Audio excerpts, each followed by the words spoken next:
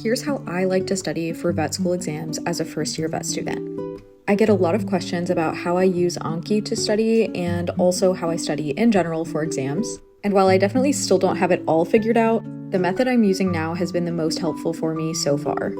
I like to start by creating a study guide on Notability on my iPad.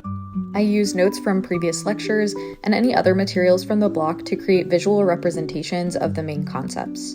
I find that when I can create this into a visual representation, I'm able to retain the information better, and it also helps me to later on memorize that material. I start working on the study guide by 5 days before the exam so that I have those full 5 days to study my study guide, and also so that I can use this study guide to create Anki cards, which I'll show you next.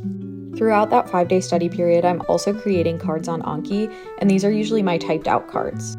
I really prefer to use the close cards when possible, where I can create deletions, but I also do some basic question and answer cards. And back to that study guide, I take screenshots and send them to myself on my computer, and then I block out all of the parts that I want to work on memorizing.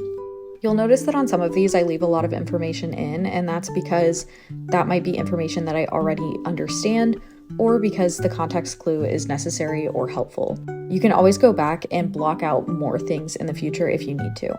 I also really love using tables like this, and then I can also write those out once I get to the exam on my scrap paper.